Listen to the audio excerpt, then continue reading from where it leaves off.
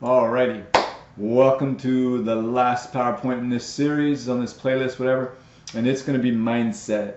Mindset is the number one thing that's going to determine really you reaching your potential, you being successful, and you being happy. So let's get into mindset, because that mindset is really what traps people.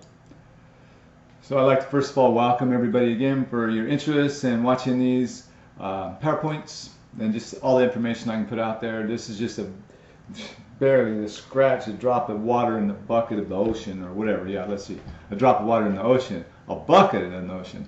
Anyways, welcome, and I appreciate you watching this. All right, things that we're going to be discussing. We're going to be looking at what is mindset, how to change your mindset, and different things about self-improvement. That's going to be the leading determination that's going to determine your success over your whole life. Is going to be what type of self-improvement. How are you investing in you? And we'll get more into that, and this is the start of that, actually. So I appreciate you watching this and spending time, because this is investing in you. Okay, key points. What is mindset? How we change the mindset, mindsets and mentors, and then continuous self-improvement. And there's those 4 ACEs. If you haven't heard those before, it's Bob's 4 ACEs of life. It's pay attention, be made aware, change your attitude, and take action. We'll go over those a little bit more here as we get through this PowerPoint. All right, what is mindset? Mindset, the established set of attitudes held by someone. So we want to look at how those attitudes get established. Were they all good? Were they all bad? Can we go through there and take the ones that we like? How are we to identify those? And how can we change the ones that we don't feel is really helping us? Okay. Everyone has a consistent dialogue going on in their head. We've all got this dialogue that always goes in our head, this monologue, whatever, talking to ourselves. Okay. Sometimes we perceive situations in a way that when it doesn't go right, we react with exaggerated feelings of anxiety, depression, anger, superiority, depending on what monologue we are recycling through our mind. Just chew on that for a minute, okay? We all have a monologue going on. Okay. How you view or perceive a situation will determine your or our response to that situation. The response has a pattern, and that's what you can start watching. That's what good friends are for too. They'll call you on that stuff, okay? The response has a pattern, and it's either going to be leaning more towards a fixed mindset or a growth mindset. Now, when we're operating from a fixed mindset, our internal monologue tends more towards judging a situation. An example might be, oh, I'm a loser, or because I did this, it means I'm a better person than them. This means I'm a bad girlfriend or a boyfriend. So there's always the judgmental negative connotation on any situation, whether it's our own actions or somebody else's actions. Okay, that's a fixed mindset. Now, again, how you view or perceive a situation will determine your response. That response has a pattern, and it's going to be fixed mindset or growth mindset. When we're operating from a growth mindset, the internal monologue is not so much into judging ourselves or others. It focuses more, it focuses more on learning and constructive action, okay? The monologue would be more like, what can I learn from this? How can I help to improve? What can I do to help my partner do better? See, it's more of a upgoing and you know, rolling with the punches and learning from our mistakes, instead of, oh man, I'm just, you know, or you just, you know what I'm saying? There's a whole different pitch and energy and mindset there. And it really all goes back to our perceptions, how we were raised in our environment, and our belief systems about ourselves. And you can reprogram those. And that's why I'm wanting to at least give you an introduction to mindset so that we can start becoming aware of this. Okay, self-improvement. You want to focus on the experience of learning and develop your passions and purposes with your unique gifts and interests. Having hope, having purpose with a passion is the number one thing needed to overcome the fear of growing and breaking into your greatness. Okay, and you want to look for mentors, look for people that have that mindset that you want to grow, or if you're heading towards a technical field, you know, it's not about going in there and learning all the technical stuff. It's really going in there and networking with those people and being around those people that will help improve your mindset towards that discipline or towards that field. Okay, review. Mindset. Start reviewing your monologue, and if you feel you're okay with your mindset, then go along as you were. If you want to make sure you have a growth mindset and self-improvement of positive and guided direction, there is a list of books and the resources. Bite it down into chunks and you can digest and start chewing.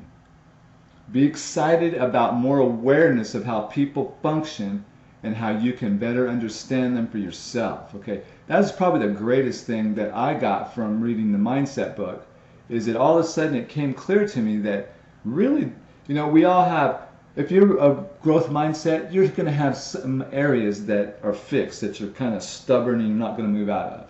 And if you're in a fixed mindset, that's not to say that you don't have some growth mindset in certain areas. The big thing there is being able to understand where you're at, the people around you, so you can start deciding if you want to hang out with them 5 friends that are all fixed mindset. If you want to grow and you have a growth mindset and you're running around with people with a fixed mindset, your frequencies, your wavelengths, your brain waves are going to be completely different. And you're always going to kind of be button. You know, you're going to be trying to raise them up and they're always going to be down. That's what you want to start paying attention to, because that will actually suck energy out of you. And now here's some review resources. I recommend going to this site right here. The greatest thing that we can have is gratitude. You know, in one of Tony Robbins' book, The Giant Within, the first thing right off that book, it's a workbook, by the way, but it has you getting up in the morning and writing down the 5 things that you're most grateful for. And I remember one time I was in a situation where I had wound up with not very much, and all I did was sit around and purposely start being grateful for every little thing I had. And you would not believe how much that increased my my energy and my focus and my hope. If we don't have gratitude, we tend to lose hope that anything's going to get better. We kind of become hopeless, okay? You have to focus on gratitude. Another thing that goes along with gratitude is empathy. Being able to really feel someone or something, okay? Being able to have the selfishness to move yourself out of the way and listen to really understand that person instead of just listening to respond. Listening to respond. Okay, that is not what empathy is about, okay? So gratitude and empathy. Now, when we get into these other books here, one's a small little cartoon book that I was reading to some of the elementary kids, and I really love it because it goes along with a book called Seed Digging. And what those two things do is it helps you to focus on the importance of bad fruit. Somebody reacts towards you, they hurt your heart, they're mean to you for whatever reason. That plants a seed in your heart. And as that grows, it goes into a tree that produces yucky fruit. And what that does is it just starts spreading, you know, and it just duplicates the process of whatever fruit that was. If you plant an apple seed, you're going to grow an apple tree, and it's going to fall off with apples, and they're going to grow more apple trees. Same thing with the kind of fruit that you're producing in life and to those around you. What the seed digging book did is it helps you to dig down into yourself or to other people and helps you identify those disbeliefs or those beliefs that aren't necessarily true, that are anchoring you down, that's keeping that tree of bad fruit producing in your heart. So if we can find where those bad seeds are at and change our beliefs about what put them there, we can literally pull those trees producing bad fruit out. The next book's the Mindset book by Dweck, and that's the phenomenal book that we just went over. It's a great book.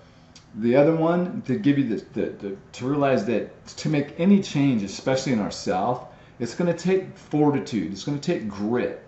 And Matt Marino has a book out. It's called Grit, and a really great book. The next book is The Big Leap, and that book talks about we operate from 4 areas, one of 4 areas. We either like to hang out in the area of incompetence, okay, to where it's like, I don't really want to do nothing, you know, I don't know how to do nothing. You don't want to be competent. You don't want to. The next level is being competent, and that means the skills that you have, you're operating at that level of mediocrity, okay? You're being competent, but yet you're not going above and beyond what your skills dictate. And it's not like the working in the incompetence level to where it's like, I have these skills, but I think I'm just going to chill down here, okay? You're not being competent with the gifts that you've been given. The next level is called the level of excellence. And that's where we take the skills and our experience and everything that we have, and we start, you know, we push ourselves a little bit outside our comfort zone, but we don't go far and above what our skills dictate.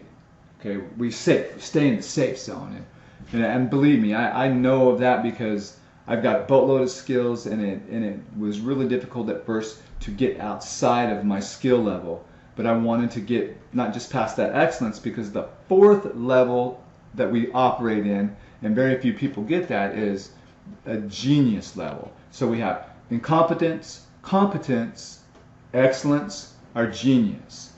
What level are we operating from, and how can we increase our level of competency to get to excellence so we can hit that genius mark and really draw out our potential? And that book again is called The Big Leap. Another book that I recently am reading right now, it's a help book. These are all self-improvement type books. That book I recommend to everybody.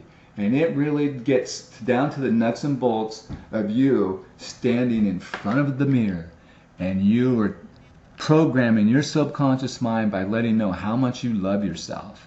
Okay? Try it. Go in front of the mirror and say, man, I really love you, Bob. Or don't use my name, you know, but use your own name. And just start building yourself up.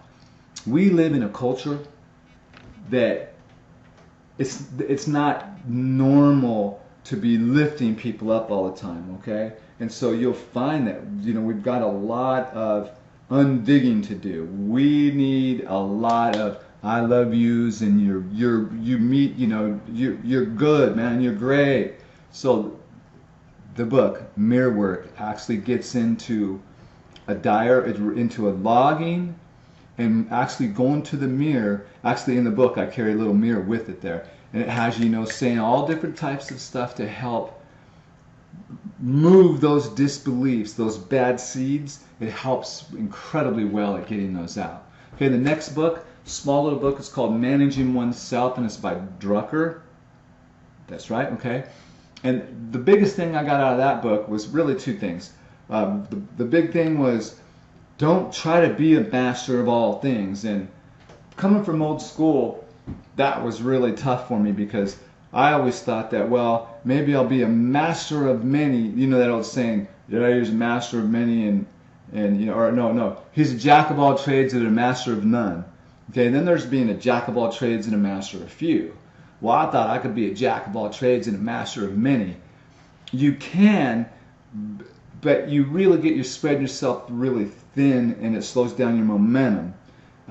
Some convergent of causes might help you out with that later on in life, but what Drucker states in his book is focus on your strengths, and focus on your strengths, okay? And that's all of a sudden why I got the board, and that's why I all of a sudden started looking at what I'm doing. The next one, let's see, Managing Oneself. The other thing that Drucker talks about in that book is, you know, doing a business startup within 18 months, that thing should be self-sustaining, or it's going to be all wobbly, okay? Managing Oneself, the 4 quadrants we went over in one of the other PowerPoints, and that's Robert Kiyoski's book. Great recommended reading there. And again, the greatest thing that I got from that book is going from employment, self-employment, to an actual business. Our greatest thing that stops us is fear. and passion, our passions for our purpose will drive us through that fear, okay? Let's see, Be Obsessed or Be Average. It's a book that recently came out from Grant Cardone, and the title says all of it, but I'm going to sum it up. No matter what, we're obsessed with something. I don't care if it's eating, chocolate, not doing anything, lounging around, smoking, drinking. What that book boils down to is, if you don't get obsessed about your growth and your business and becoming wealthy, and I'm saying become wealthy so that we can do better for ourselves and those around us, if we do not get obsessed with our personal growth, we're going to be average. Okay, and really that's what the main message of that book is. The next one is Awaken the Giant Within. And that book is a workbook. I've read through it. I'm going back and I'm actually working through it. And I'm telling you, that's a life-changing book just in itself, from Tony Robbins, the Awaken the Giant Within. Then a couple old standbys here is The 7 Habits of a Highly Effective People, How to Win Friends and Influence People. Those 2 books are incredible.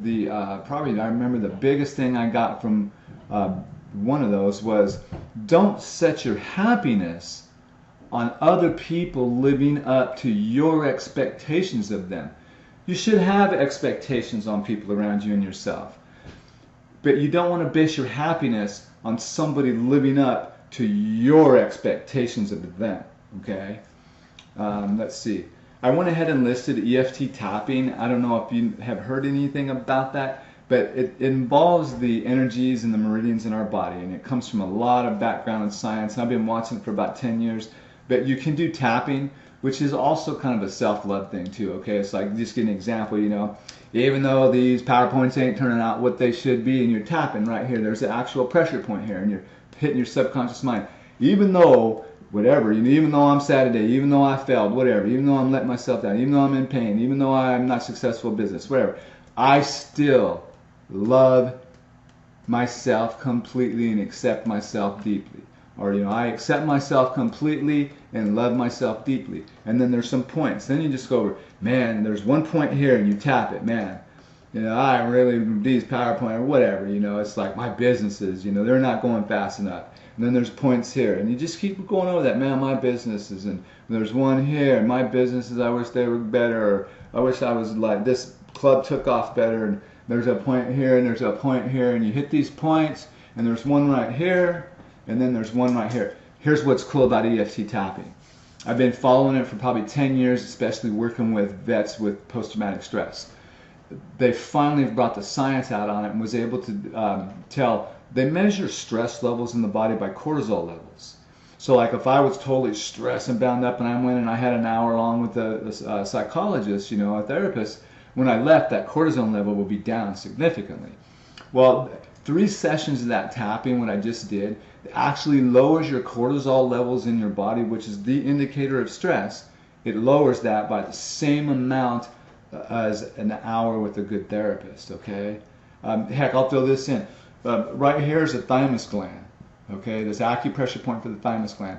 So and the reason that it's kind of cool we're built that way is when you hug people, you're tapping on that thymus gland. So if you do, and it sends a subconscious signal to your subconscious mind that you're being hugged. So if you're ever like feeling lonely or bummed or depressed, right about here, okay, there's a spot. You'll find the thymus gland and you tap on it. And it'll actually boost that energy up into the subconscious brain, the part of the brain to where you're receiving hugs. Okay, so that's just an extra tip. Let's see, we went over the 4 aces, Bob's 4 aces. Pay attention. Be made aware. That's what I'm trying to do here. Change your attitude. Oh, yeah. And take action. Real quick, let me talk about something from Napoleon Hill's book about taking action. Didn't mean this to go so long. But in that book, defining the purpose and everything, and then it gets to the attitude, being able to adjust your attitude, okay? Different things come at you, you adjust your attitude. That is like if you're able to do that, that's key. Because when you can adjust your attitude like a sailboat, like on a sail, you can position your attitude to actually get caught up with just the karma and natural forces of the universe, really. And it'll actually carry you a little bit more effortlessly towards your goal, towards your purpose. Then ultimately, keep it simple, keep it easy, and keep it fun. I just got that from a motivational speech guy last week. And keep it easy, keep it simple, keep it fun. Say that 100 times a day, man. Whenever you think, oh, I gotta go to work, keep it easy, keep it simple, keep it fun. You know, oh, I gotta do some homework, keep it easy, keep it simple, keep it fun. These are the things, guys. If you do not try to grab your brain and change this yourself, then you're gonna drift along. And the world's going to do it for you, their way, their standards. So take these, the entrepreneur, take the teams, take the mindset stuff, and start getting more of it into you. And let me know what you think. You have a great day, and we'll talk to you later. Bye.